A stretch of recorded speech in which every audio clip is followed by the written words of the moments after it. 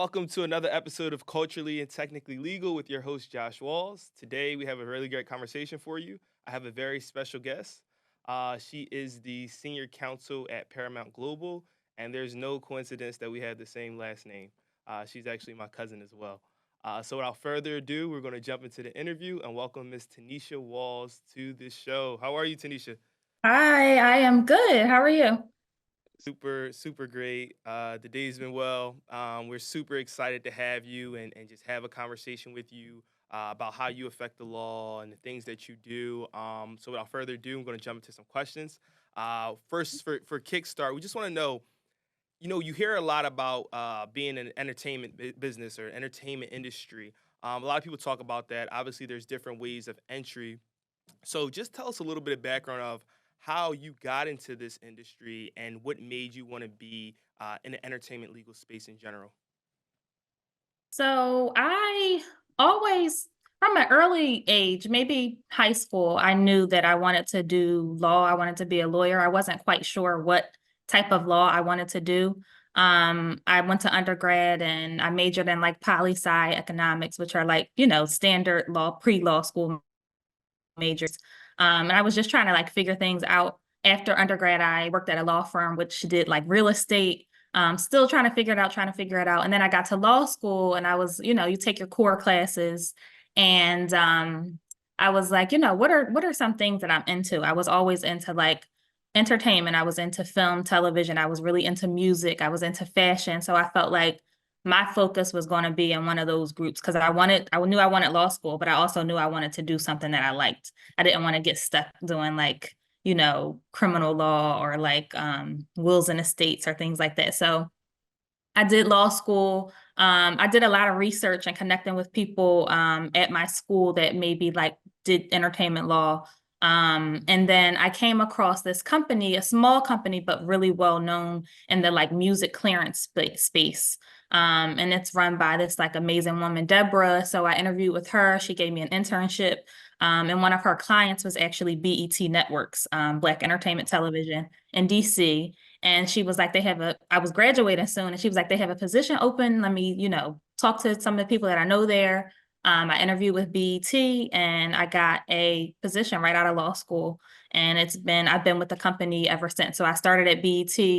I transitioned to our New York office, which was Viacom. They're all affiliate companies in New York in 2016. And then I've just moved up the ranks as production counsel and then counsel and now senior counsel at Paramount Global. So getting into entertainment law is really tough. I think people always ask me like, how do I get in? How do I break in? What are some tips? And I tell people that everybody's journey is different. Don't be discouraged by when you hear no's. Don't be discouraged by setbacks. Kind of just use them as growing points. And just really don't be discouraged. Keep going, keep trying, network as much as possible because it is hard to break into. But once you break into it and find your space and your people, it gets easier. Wow, that's an incredible story. I think we don't always see that part of it. You see the parts of someone just at the top or doing this in entertainment or doing that in entertainment, but literally you taking a strategic standpoint of internships and working with people and even being at a firm at some point or another and just really leveraging those relationships and connections to land into the next step. I think that's a conversation that's extremely important that we don't think about, right? And Yeah. you've been on almost both sides, and I'll explain what I mean by both sides. You said you had that experience at a law firm, and you've also Mhm. have had this amazing Viacom, Paramount, BT experience where you worked in house. What would you say is the major difference between being an in-house lawyer and a lawyer that works at a law firm, right? Because I think when you do look at TV or anything, you always see the guy who works in a law firm or the woman who walks in a law firm carrying a briefcase. But we don't really have a lot of conversation around in-house lawyers and what their jobs is and what their goals is and how they also have this big place carved out within the legal industry. Can you talk a little bit about that, your role as an in-house lawyer and the differences between that and that of a lawyer who works out of a law firm? Sure. So when I worked in a law firm, this was before law school, so I wasn't working in a capacity as a lawyer. But I worked around lawyers. I saw their life, and their day to day. And then most all of my career as a practicing attorney has been in-house. Now, as an in-house attorney, you have more structured hours. You have a little bit more, my client for me as an in-house attorney versus a law firm attorney, their client is usually like the talent. Their client is the producers. Their client are the EPs or the production companies. For me, in-house, my client is the company. So I support a client group or several client groups actually, and I just make sure that the content that they're trying to produce is within our like guidelines and our standards for Paramount, like legally. So I support them. I do development, I do production work, and I also tapped into like acquisition. So I do all of our acquisitions for our MTV documentary film group. And just a quick shout out, we got 2 Oscar nominations. So 2 of my projects that I worked on are currently nominated for Oscars, and we're hoping for a win next month. But so I support those teams. So I support different shows, different projects. I try to offer them advice. It's a lot of issue spotting. It's a lot of problem solving, because at the end of the day, we want our teams to be able to produce the best content that they can, but we want to make sure that, it's up to par as far as being, we're doing it the right way and the legal way. So they come to me with a problem, or, my manager may reach out and say, is this something you want to work on? Or is this a project that interests you? And it depends on what stage it's at. So if it's in the development stage, that's the stage where it's an idea kind of. It's like, this is something that we might want to explore. This might not be something we want to explore, because a lot of projects actually just stop at the development stage. We might not have the money for it, or it might have been something that we were interested in at one point, but we're not really that interested in it. It's not really a space for it anymore. So you do the development work. You maybe do like a production services deal if it's a third party production, which means that there's a third party company producing it rather than producing in-house. So you can have a third party production produced show, or you can have a show that's completely in-house with our production people. So if it's a third party production, we usually do like a production services agreement, which basically lays out what the production company is going to produce for us, and the budget, if they're going to have any like ties or locks to any like productions, if we do like a spinoff or a prequel or a sequel or whatever, what kind of ties, what kind of credit. It just lays out all of the like responsibilities of the production company. And then, it may go down the line and it may be like, oh, okay, this is something that we want to produce, or this is not something that we want to produce. And then once we go into the production step, is when it's like the network green lights it and they say, we're going to keep moving forward. So we have like a kickoff call. We discuss the creative. We discuss if there are any like legal issues that just from the creative we can kind of like pinpoint. Things like if a minor is involved, there are certain ramifications, or certain things that come about when minors are involved. If there is any like trademark or copyright issues, safety gets in and they chime in on this. Like, if somebody wants to fly a helicopter, or if somebody wants to do a stunt, we have all these different legal teams that weigh in and kind of give their take from the very beginning. So it's a whole process. And luckily at Paramount, you kind of touch on all those things. And I think we talked a little bit before, like I primarily do production development and some acquisitions, but my colleagues that do trademark, I'm in on those conversations. My colleagues that do risks or insurance, that are also attorneys, that, I'm kind of, you get a good variety of things. At least at Paramount, you're exposed to so much. Whereas my firm friends, and I have a lot of them, so I know a little bit about their lives, they are, like I said, basically more so representing the talent or the EPs or producers. Their lives seem to be a little bit more, they're working those long hours, they're working on the weekends, and sometimes I have to do that too, but it's not as regular as they are. So I feel like my work-life balance is a little bit better. It's never completely balanced, but I do it, and maybe I've been doing it for 10 years, so I may have a good grasp on it. But some of my colleagues in the firms, like they're partners and they're still working those long hours, working on the weekends, not taking vacations, and and they're used to it and they love it. Some people love it, and then some people they go the firm route and then they transition over to law in-house, and then they might go back because it's like I don't like in-house. I want to go back to firm life. But a lot of people, I think, from my like peer circle, a lot of people do try to transition later. Like when you have kids, when you're married, you want a little bit more routine, a little bit more structure. Not to say that it's always easy, because there are always like fire alarms, things coming up. When you're dealing with talent, anything can happen. When you're on set, anything can happen. So there are things that pop up in house life. If that's, I know that's a lot, but it's really a lot. A lot goes into making content. A lot goes into making these television shows and these movies that you would never even think that you would be exposed to. But it's so much. No, that you provided such a strong answer. It's like I don't even have a follow up for that because you literally broke it all down. It was like a 30-second class that you just gave us. So no, very very thankful for that. Oh, I guess sure. one of the things I would like you kind of to break down a little bit is explain to the audience because a lot of us don't always understand what does it mean for acquisition in these TV media spaces, or what is content development and distribution, specifically from a legal standpoint. Could you kind of drive home some of the key points of that, or give us like a very brief explanation of like this is what this is and this is how I affect this? Yeah, sure. So, like I said, development is more of the stage where we might have an idea. A lot of the times with television in particular, we'll talk about television first before we dive into films. With television, sometimes content creators will bring us an idea. And then sometimes we might have an idea and we have someone in mind, maybe someone that we worked with before, and we'll say, oh, we want to do this idea. And we want to use this production company. We used them in the past. We have a history with them. We might already have an agreement in place with them.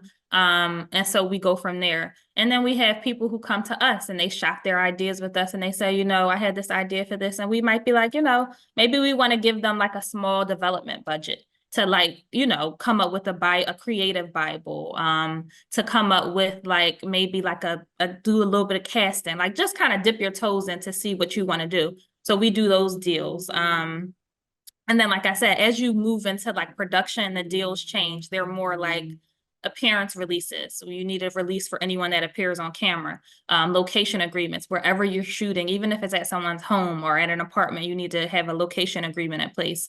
If you're shooting in the public, you want to have those like cable cast signs to make sure that you're making people aware that they could possibly be recorded. Any like hazardous releases if anybody's doing anything dangerous, any like if somebody's given materials or they're wearing their brand, they got a brand, sweatshirt brand or something, you want to make sure they're signing like a materials release so they can't come back and say, it's a copyright or a trademark claim. It's just like it's a lot of different points that we deal with every day. And like I love being an in-house attorney because, like I said, at Paramount, we kind of touch a lot of things. It might not be something that's my responsibility, but it's something that I'm constantly learning about. It's something that I'm like exposed to. Whereas I know some people, some other companies, they might just kind of section you off and that's all you kind of work on. So I've had the pleasure of like maybe not being a master at all of those other things, but at least being able to have like the knowledge to like speak on it, or to like issue spot, which is a big thing in-house. It's like this they mentioned like filming a 13-year-old. That might be a problem. We got to get permits and stuff involved. We got to like bring people in.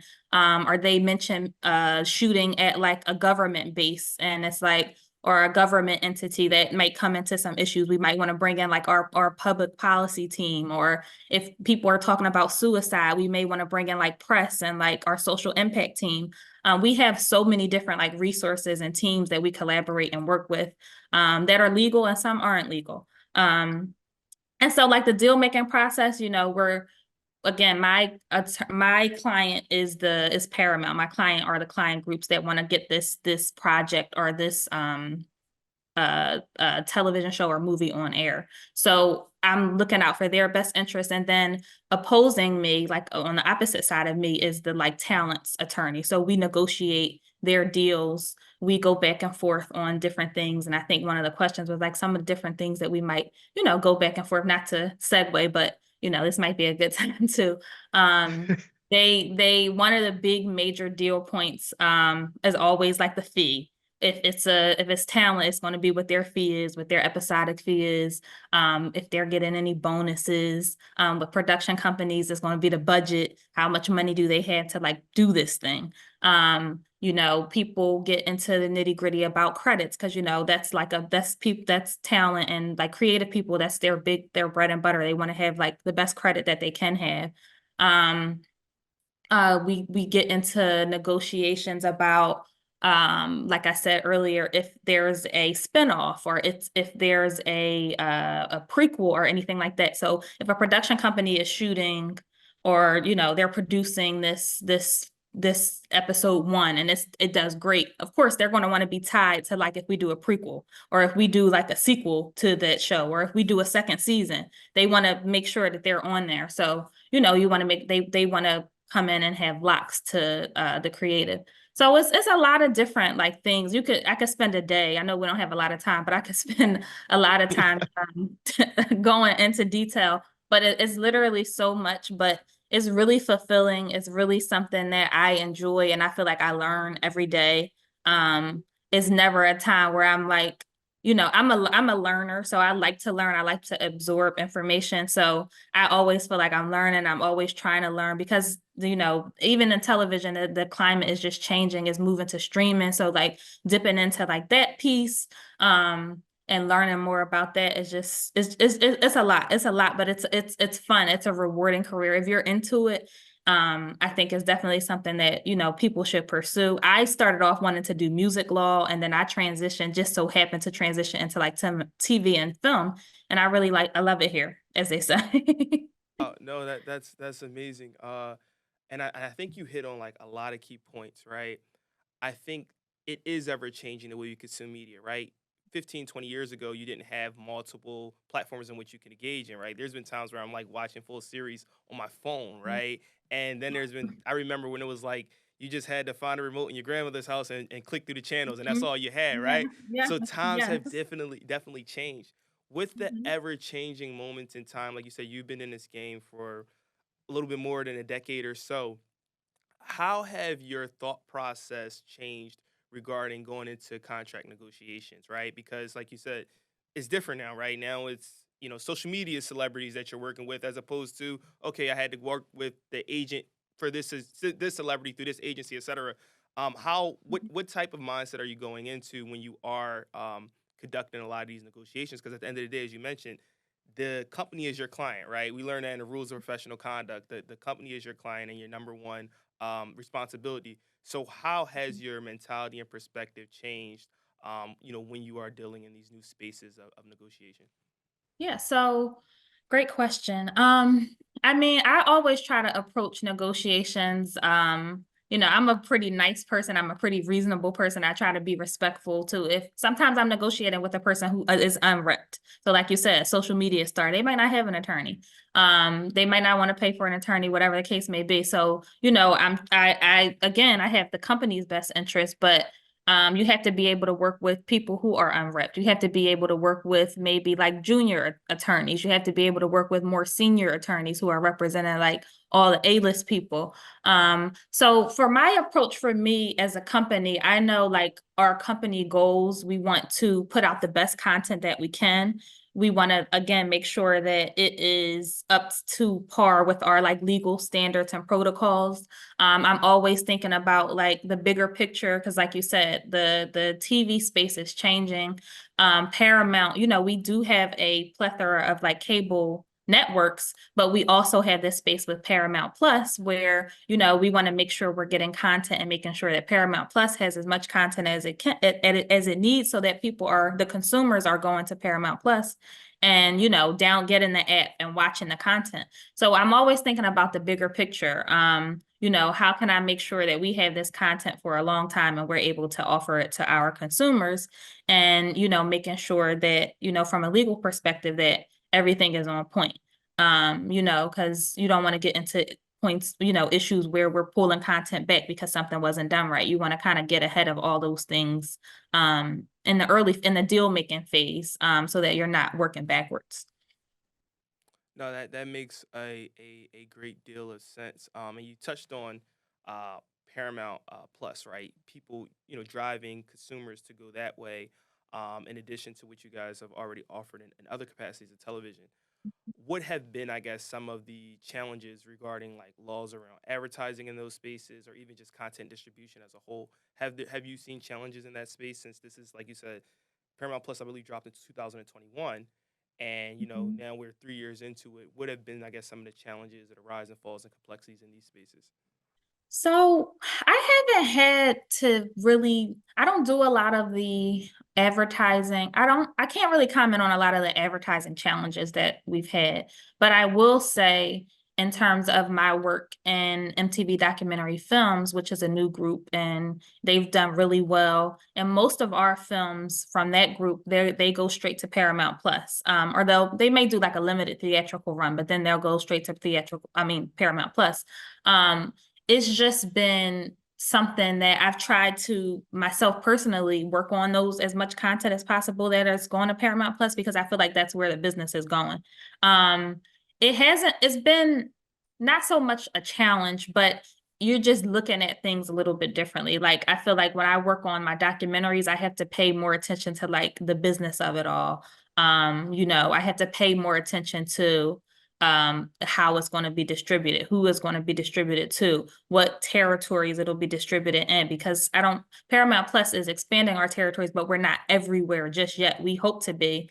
So it's like thinking really long term. I know with the Super Bowl, I know we bought in like crazy numbers. I think like 123 million viewers. This was the first time it was streamed, and it did like really good on Paramount Plus. So I know like that's the future of the business. And that's like something I would definitely recommend to young people really get on top of like the streaming, get on top of like the business behind it all. I didn't major in business, so I don't really have that, but I've been learning a lot as I go. And then like working with content distribution and those types of like business strategy teams who like they're really good at like foreseeing everything. So it's good to have like a business sense, because that's what it all boils down to at the end of the day. But for Paramount Plus, I haven't, like I said, I haven't personally seen a lot of the like struggles or any like complications, but I know that like it's our main priority, like getting content there, making sure it's available to the consumers, making sure the consumers are tapping into it and utilizing it. Because that's the age, like you said. Back in the day, we used to just go, we had maybe like 10 channels we could choose from. If you had cable, you maybe had 50 channels you could choose from. Right. And now people are just, even when I go to the gym, I might be watching a Netflix show or I might be, and it's clear. It's like you're watching television. So all the kids are like on Netflix, they're on Hulu, they're on Paramount Plus. So Yeah. it's definitely what everybody's moving towards. And linear is still around and cable and stuff is still around, but I think the goal and the emphasis seems to be the streaming services. And they're doing well. Yeah, no, I couldn't agree with you more in regards to streaming, really being the here and now. So just one last question before we let you go. You might have to think about this, but what Okay. advice would you give yourself 10 years ago coming into the industry? Where you are now, what advice would you provide that person 10 years ago? I mean, a little more over 10 years ago coming into the industry. Coming into the industry, I would say, really count on yourself, like bet on you. Um, I feel like earlier years, I'm a lot more confident. I'm a lot more, I don't doubt myself. I'm more confident in my decision making. I'm more confident in my voice. And I think when we're younger, we think we're more junior. We might not have much to say. We might feel like, oh, these people know a lot more than me. But I think really taking risks, really putting yourself out there, really like, um, adding like value and a contribution. It doesn't have to be right, but like contributing in meetings, contributing in like networking spaces, volunteering for like panels and things like that. And I'm naturally an introvert, so I'm like networking was never really my thing. Like I like to have one-on-one conversations with people and build relationships that way. But like I would say, probably to my younger self, put myself out more, talk to people more. Now I don't have a problem with it. I'll meet somebody and be like, let's exchange info, let's go to lunch. But I think you just get a little bit more confident and secure as you move up the ranks. It's like when you're younger, you're looking for jobs, you feel like you're asking people for a lot of things. So it gets intimidating and you kind of feel a little like, you know, threatened a little bit. But I would encourage anyone to just reach out to people. People are busy. Like I'm busy. A lot of people reach out to me and I might not get back to everybody. I try to, but reach out, continue to reach out, follow up. Because sometimes I'll see an email and it's like, I forget to respond because something might sidetrack me, and then I go back and I'm like, darn. But you know, if you're at the top of mind and you reach out to me, I'm going to be like, okay, let me try to make space for this person. But yeah, just putting yourself out there. Don't give up. Everybody's journey is different. My journey won't look like anybody else's entertainment law journey, and their journey, you know, their journey won't look like mine. Just keep persevering. Try not to give up. Try to, like, if you do have a setback or obstacle, you know, how you come back from that obstacle or setback is what's most important, not just dwelling in it, not just giving up. And you know, get as much experience that's on par with entertainment law as possible. You know, I know it's easy to like take jobs because they're available that may not be on point with entertainment law, but sometimes I feel like that's a little bit harder for people to do. And luckily I was able to just jump into entertainment law. But I think try to really get into, even if it's like business or something that's adjacent to entertainment law that you can like put on your resume. I think that's really helpful. So yeah, I would tell my younger self to just be confident, be assertive, and not necessarily aggressive, but really go after what you want and really use your voice and speak up and just put yourself out there. No, I love that advice. I try to live by that advice. A Mhm. no is a no. It's a no for now. You keep trying. You keep working hard. You keep going after it. You don't let anything stop you between what you want to get to. And we're very, very thankful to have had you today. Very productive, strong, insightful conversation. Great. Yeah, just super happy to have you and really appreciative. And thank you, audience, for watching another episode of Culturally and Technically Legal, where we examine the intersections of culture, law, and technology. We had senior counsel from Paramount today on, Tanisha Walls, just gave us a lot of information. Be on the lookout for the next episode. Thank you.